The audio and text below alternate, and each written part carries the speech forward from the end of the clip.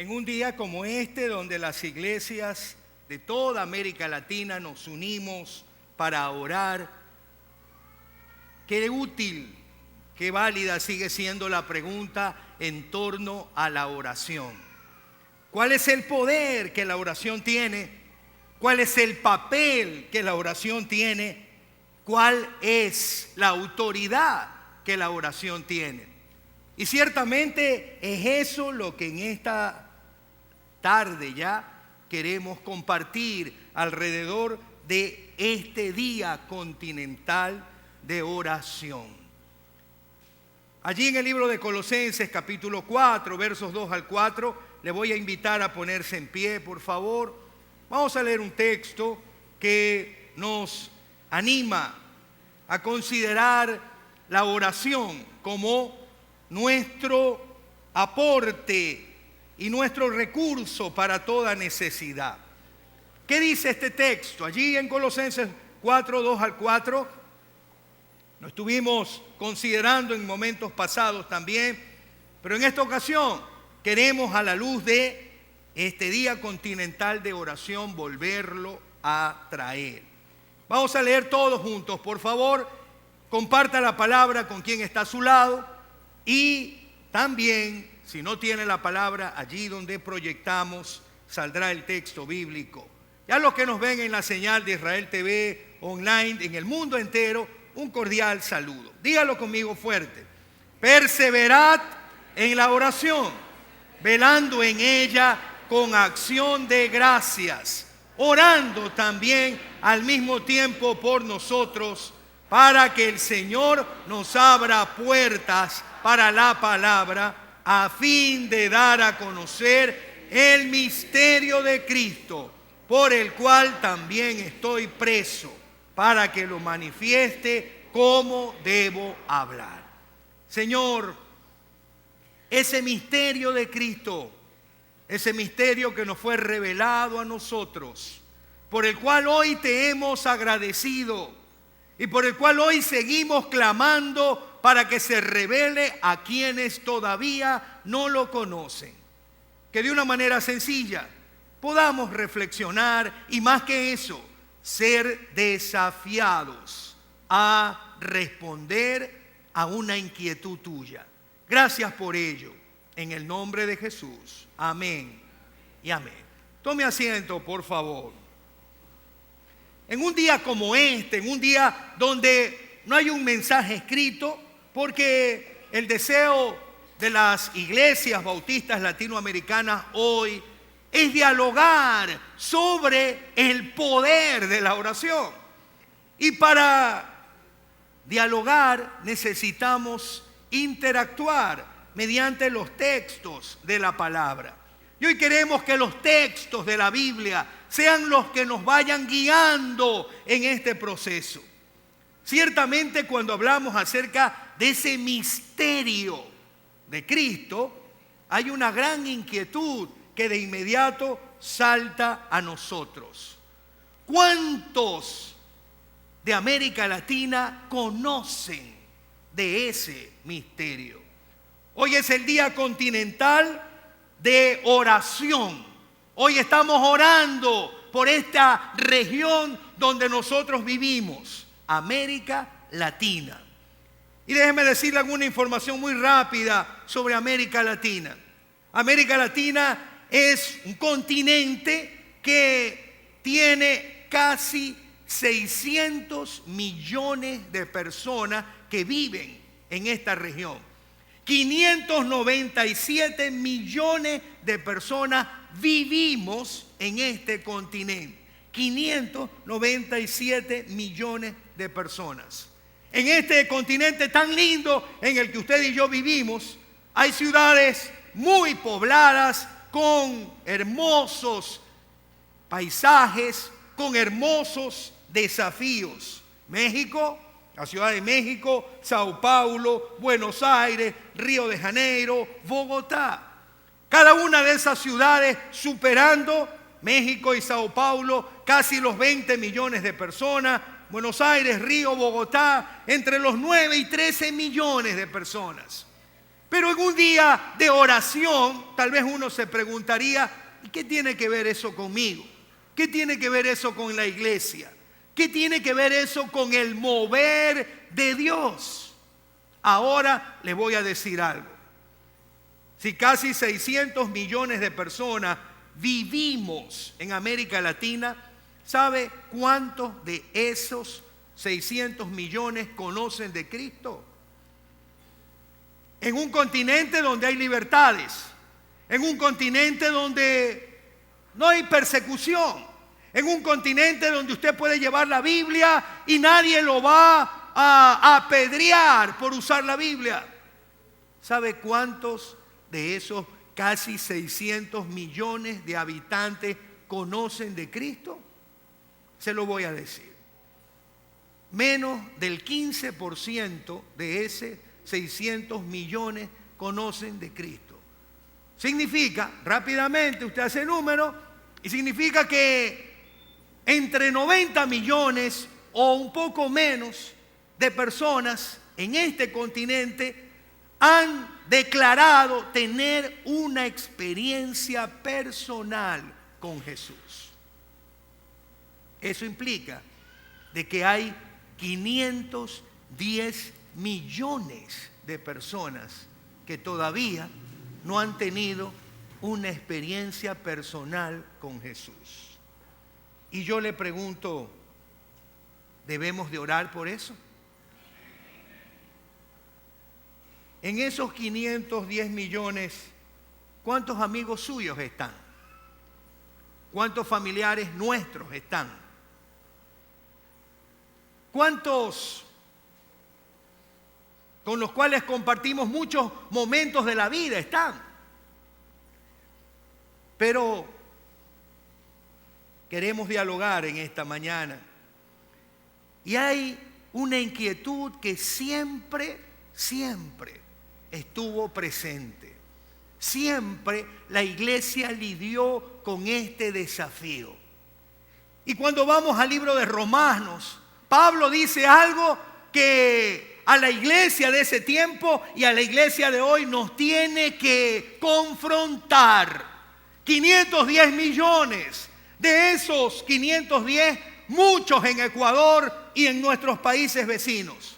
Pero Pablo decía, ¿cómo pues invocarán a aquel en el cual no han creído? ¿Y cómo creerán en aquel de quien no han oído? ¿Y cómo oirán sin haber quien les predique? ¿Y cómo predicarán si no fueren enviados? Como está escrito, cuán hermosos son los pies de los que anuncian la paz, de los que anuncian buenas nuevas. Significa que Pablo nos está dando algunas pautas para que estos 590 millones puedan tener una experiencia real con Jesús. Necesitan creer en Él, es decir, conocerlo. Conocerlo es mucho más que simplemente haber oído de Él. Pero para conocerlo necesitan que alguien les hable de Él. Y necesitan entonces que quien les va a hablar les hable de lo que cambió su vida. Pero ¿sabes algo? En un día como este hay una oración que queremos levantar y tiene que ver con la oración de Jesús. Jesús oraba. Y cuando oraba de una manera intencional. Jesús nos pide también a nosotros orar. ¿Sobre qué temas? Escucha esto. Mateo 9, 37 y 38 dice: entonces dijo a sus discípulos, a la verdad la mies es mucha, mas los obreros, ¿qué? Mas los obreros, ¿qué? Pocos. Rogad pues al Señor de la mies que envíe obreros a su mies. En un día como este, donde 510 millones de personas todavía no conocen de Jesús en nuestro continente y 90 millones dicen conocerlo, pero la realidad es que de esos 90 millones no todos han entendido esta oración. La oración de Jesús pidiendo ¿por qué está pidiendo Jesús? ¿Por qué? Por obreros. Y yo le pregunto algo en esta mañana. ¿Dónde están los obreros que Jesús necesita para que quienes no le conozcan puedan saber de Él? ¿Dónde están esos obreros? ¿Dónde están los obreros? No digo amén, no me diga amén. ¿Dónde están? ¿Dónde están? Están en los templos y todos los domingos se reúnen y escuchan la palabra y se llenan de la palabra y se emocionan y cantan y levantan las manos y dan gracias al Señor, pero no han entendido que ellos y ellas son obreros de Dios, obreros del Señor, obreros del Señor. ¿Sabe algo? Cuando uno ora, tiene que tener cuidado, porque uno cree que la oración es solamente, ¿qué cosa? Es decirle a Dios lo que yo espero, lo que yo deseo, lo que yo anhelo. Pero la oración es un diálogo con Dios. Y cuando yo oro, yo le hablo a Dios. Pero también Dios, ¿qué cosa? Me habla. ¿Sabe que hubo una historia interesante hablando acerca de obreros que le pasó a un gran hombre de Dios llamado Isaías? Isaías comenzó a orar, comenzó a clamar por lo que pasaba en el pueblo. Y seguramente usted muchas veces clama por lo que pasa en su familia, lo que pasa en el trabajo, lo que pasa en la ciudad, lo que pasa en el barrio, lo que pasa en muchos lugares. Y no tenemos claro de que muchas veces la respuesta a esa oración somos nosotros. Isaías oraba. Y mira lo que dice el texto. Isaías 6:8 dice: después oí la voz del Señor que decía. ¿Qué decía? ¿A quién enviaré? ¿Y quién irá por nosotros? Entonces respondí yo: heme aquí. ¿Qué cosa? Envíame a mí. Escucha algo. Lo que le voy a decir, tal vez usted va a decir: pastor, está exagerando. No estoy exagerando.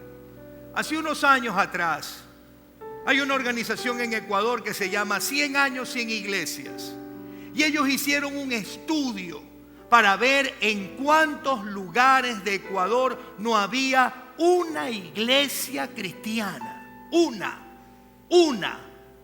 Y encontraron que en más de 300 poblados rurales y urbanos no existe una iglesia cristiana.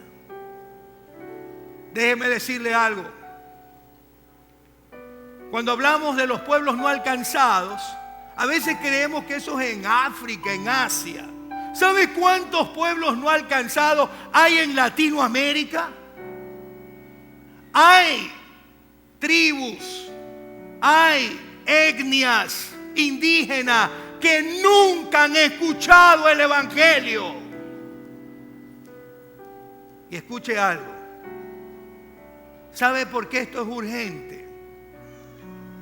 Porque cuando uno es cristiano, hay algo que le tiene que inquietar. Y sabe lo que le tiene que inquietar, es cuál es el deseo del corazón de Dios. ¿Cuál es el deseo del corazón de Dios? Dice la palabra que el deseo de Dios es que nadie perezca, sino que todos procedan al arrepentimiento. Yo no sé si es lo mismo que usted desea. Yo no sé si usted desea que su padre perezca, pero yo le puedo decir que Dios no desea eso. Pero hay algo que nosotros tenemos que hacer. Hay algo que está en la parte nuestra que debemos hacer. Una iglesia no es iglesia si no entiende que Dios le llama a ir y compartir la palabra. Hoy lo digo con temor y temblor. Hay muchos lugares que tienen rótulo de iglesia que no son iglesias. Son espectáculos, luces, cámaras. Es un show. Y la gente sale emocionada. Pero lo que no hubo allí es lo que en una iglesia nunca puede faltar, y es la palabra de Dios. Una iglesia ha sido llamada para predicar el evangelio hasta lo último de la tierra. Una iglesia es iglesia cuando se deja sentir en la ciudad, cuando está alcanzando nuevos barrios, cuando está alcanzando nuevas urbanizaciones, cuando en aquellos lugares donde no hay testimonio, está trayendo testimonio. Y yo quiero decirte algo. Los bautistas hemos entendido que en este continente hay muchos lugares donde no hay iglesias. ¿Y qué hacemos? ¿Lloramos? No. Hay que mover a los obreros. ¿Y dónde están los obreros? ¿Ah? Están en los templos con aire acondicionado y con buena silla y con buena visión. Y están, pero de lo mejor. Y cuando yo estoy así, ¿qué me voy a querer incomodar, pues, hermano? Vamos a orar, pastor. Ahí vamos a ofrendar para que usted vaya. ¿Eh? Usted es un gran predicador. Vaya. Pero Dios te necesita a ti. A ti. Tú tienes talentos que yo no tengo. Tú tienes capacidades que yo no tengo. Y tú tienes que entender algo. Dios te llamó para que sea influencia y bendición, no para calentar una banca en un templo. No. Si vas a calentar en una banca en un templo, estabas bien en el otro templo al que ibas de vez en cuando. Pero si el Señor te sacó de allí, te sacó para que entendiera que tú tienes que ser agente de vida. De vida. Así que en esta mañana hay una pregunta de parte del Señor. ¿A quién enviaré a esos lugares donde en Guayaquil todavía no hay iglesias? A esos barrios donde todavía no hay testimonio cristiano. A esos lugares en Ecuador y en América Latina donde no conocen, nunca han oído de Cristo. ¿A quién vamos a enviar? Y hoy día estamos orando, pero hoy día también estamos respondiendo. Así que incline su cabeza, por favor. Y vamos a orar. Vamos a orar porque necesitamos orar. Para decirle, Señor, 510 millones de personas no te conocen, Padre. Y entre ellos está mi papá, está mi mamá, está mi primo, está mi tío, está mi vecino, está mi compañero que hoy vive en otro país. Y yo me escribo con Facebook por él. Y nos escribimos chistes y nos reímos. Pero ni siquiera he usado ese medio para hablarle de Cristo. Hoy necesito entender que Dios me llamó a ser un obrero. Alguien que esté dispuesto a decirle: Señor, aquí está mi vida. Pero hoy celebramos la comunión, y la comunión tiene que ver con un acto. Jesús fue un obrero. ¿Y sabes por qué? Porque los obreros están dispuestos a hacer la voluntad del Padre. Él le dijo al Señor: no sea como yo quiero, sino como tú. Hacer la voluntad de Dios va a significar entregar muchas cosas, los sueños de uno, pero Dios te va a dar mejores sueños. Así que oremos en esta mañana. Señor, queremos orar por aquellos lugares donde todavía no hay un testimonio cristiano. Por aquellas pequeñas ciudades de 5,000, 10,000, 50,000, donde no hay iglesias, donde se predica tu palabra. Queremos orar por aquellas etnias, Señor, indígenas, en Ecuador, Bolivia, Perú, en Brasil, Señor, que no han conocido todavía el mensaje de Cristo.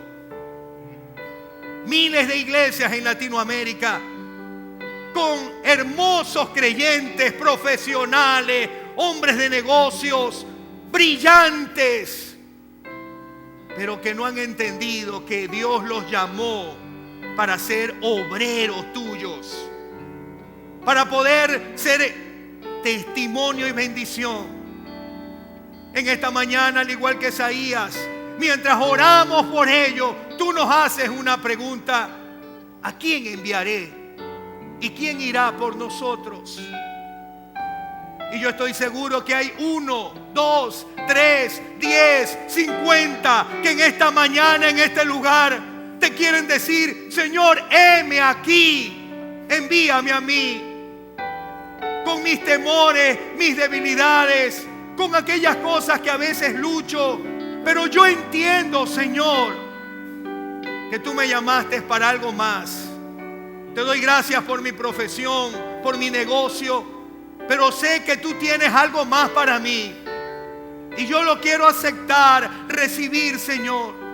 Así que en esta mañana, como Isaías, también te digo: heme aquí, Señor, envíame a mí. Y esta mañana es una mañana para orar y responder. Dios necesita obreros que se muevan en las ciudades, en los pueblos, en muchos lugares, para que esos 510 millones le conozcan. ¿Será acaso que tú eres uno de esos? Que en esta mañana le quieres decir: Señor, heme aquí, envíame a mí.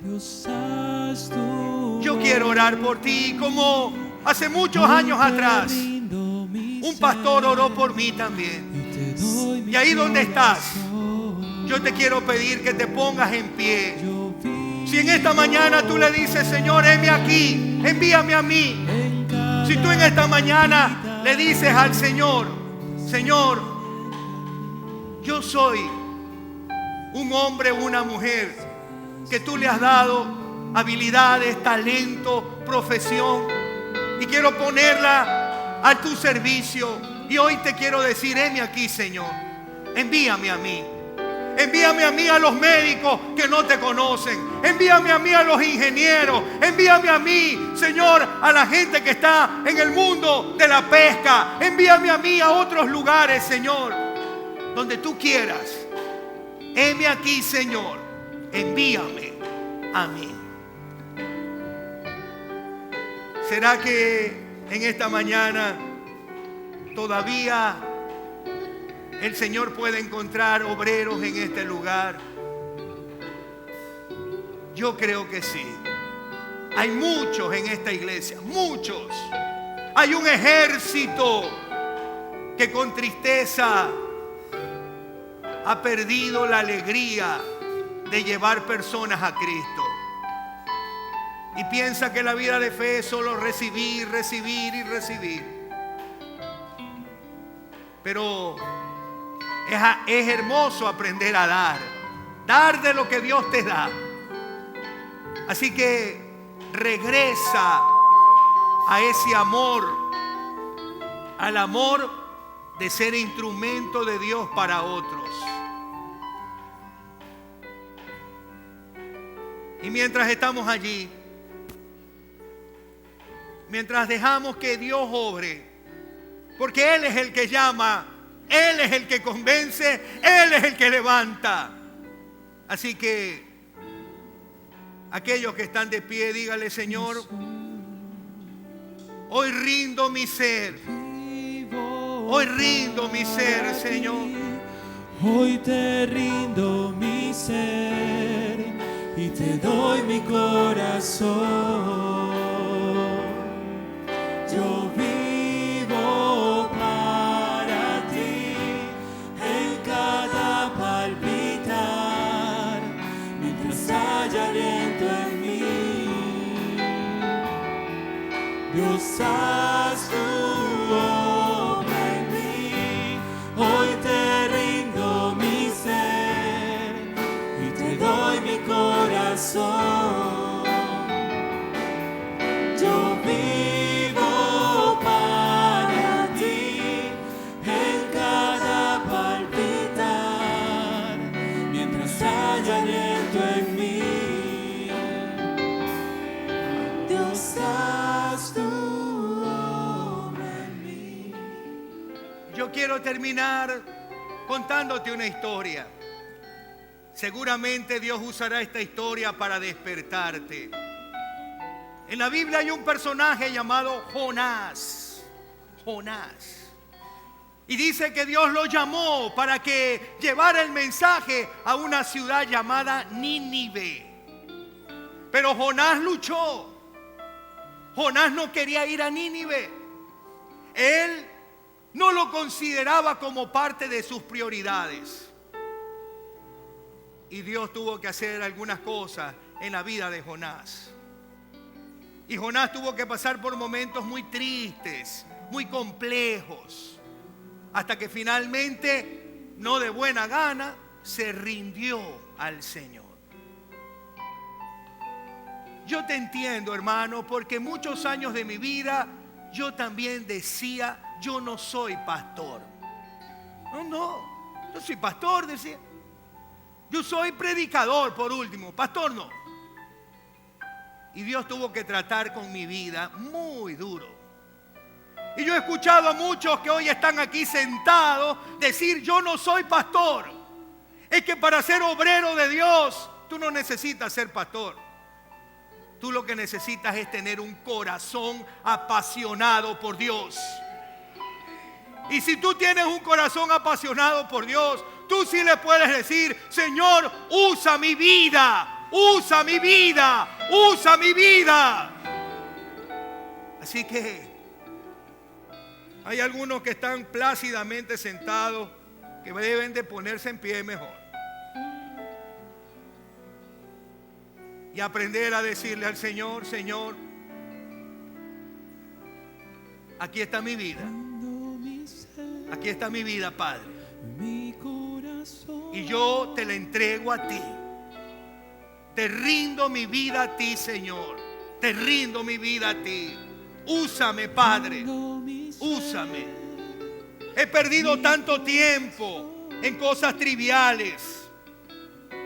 Y en verdad no hay cosa más linda que ser usado por ti.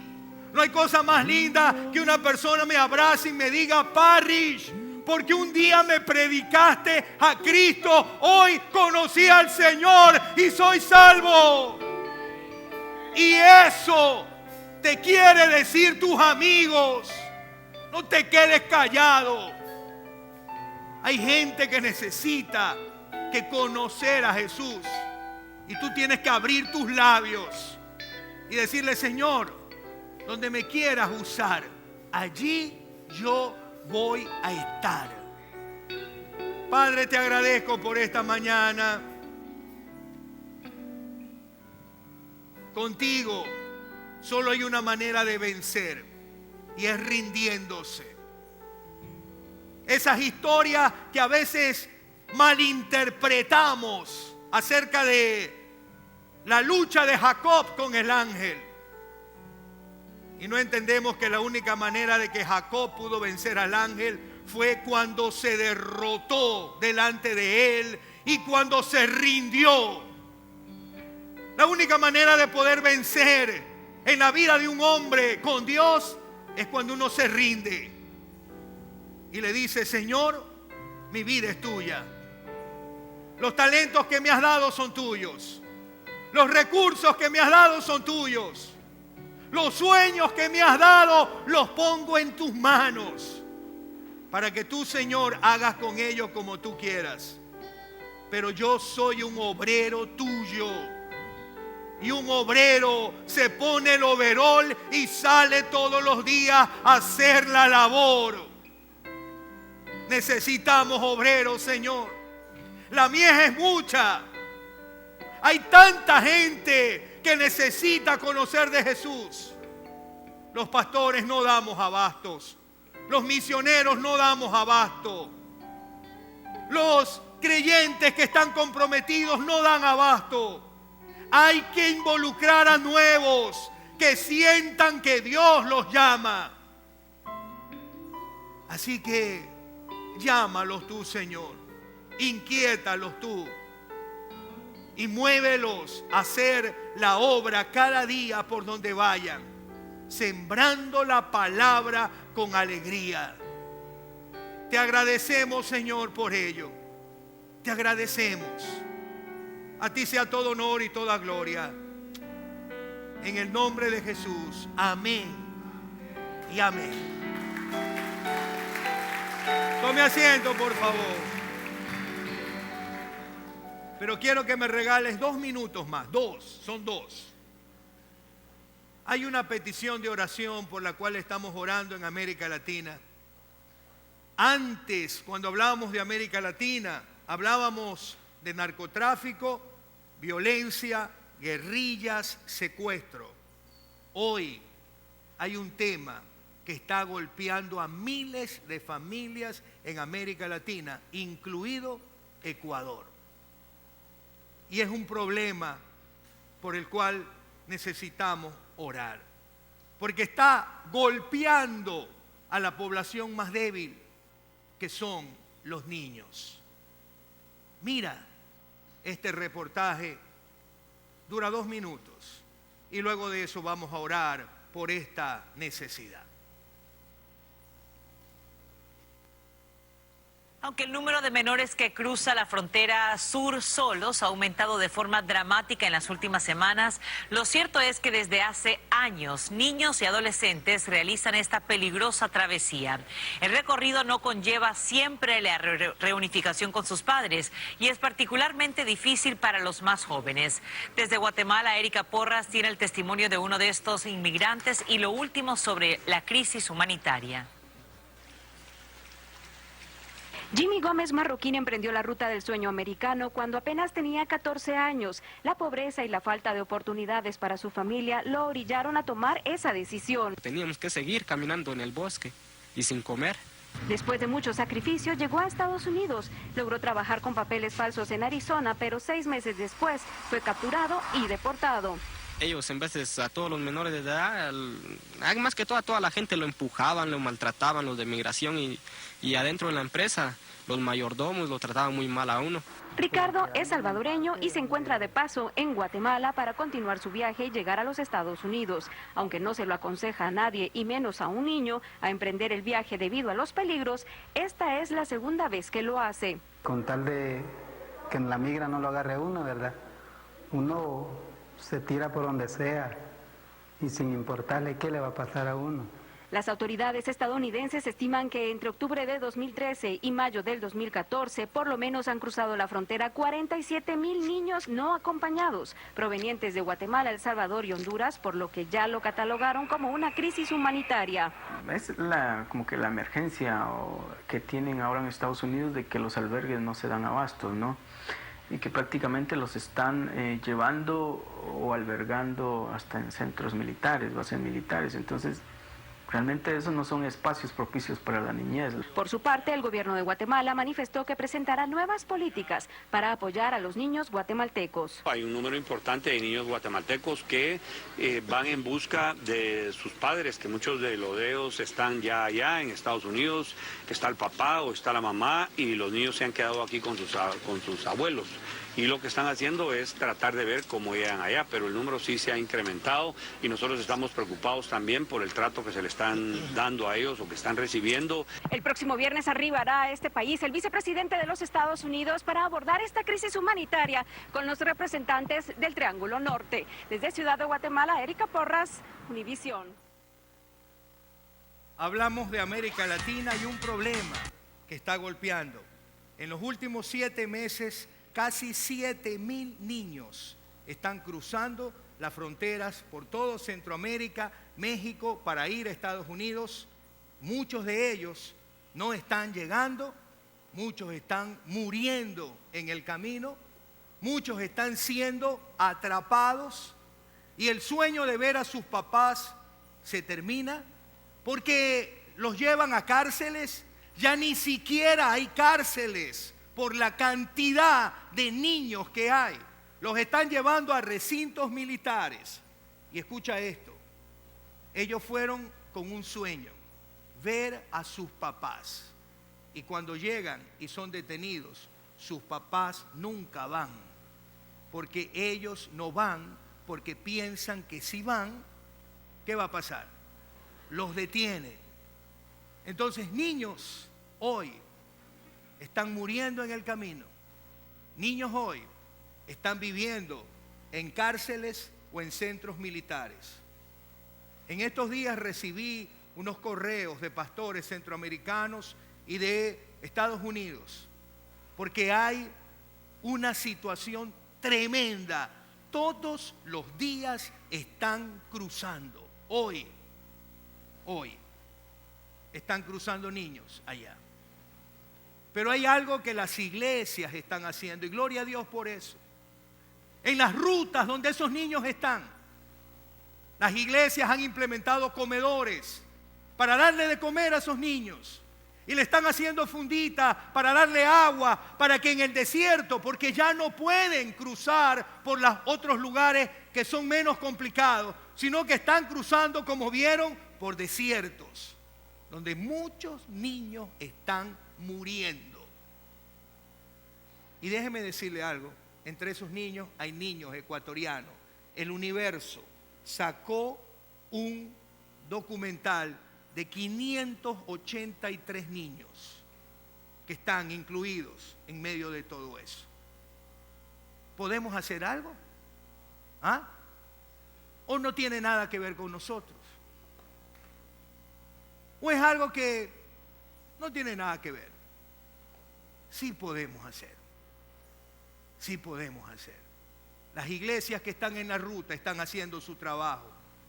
Las iglesias que están en Estados Unidos están presionando también para que les den una situación más digna a esos niños, para que les permitan un permiso humanitario de encontrarse con sus padres. Pero nosotros también tenemos que hacer algo. Yo te invito a hacerlo primero, orar. Inclina tu cabeza. Yo quiero orar. Señor, en esta hora quiero orar por esos niños que han estado pasando todos los días, Señor. Y muchos de ellos viviendo situaciones terribles en medio de eso. Muchos de ellos con la ilusión de ver al papá, a la mamá. Muchos de ellos niñitos, Señor, tiernos de 5, 7 años, caminando, Señor. Muchos de ellos siendo usados por aquellos traficantes de vidas, Padre. Eso pasa en este continente, Señor. Y nosotros no podemos olvidar a esos niños.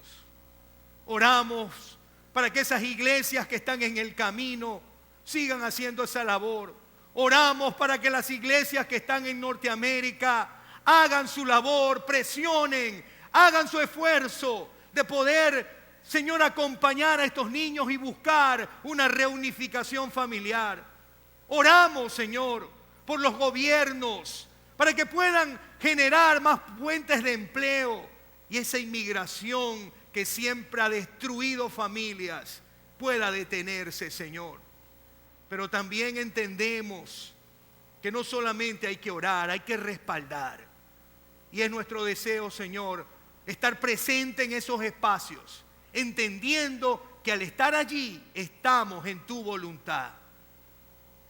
Oh Padre, en este día de oración continental, ponemos la vida de los niños que están cruzando las fronteras centroamericanas de México para llegar a Estados Unidos. Que tu gracia, tu amor y tu misericordia los cuide, Señor, y los libre. Gracias, Padre, en el nombre de Jesús. Amén.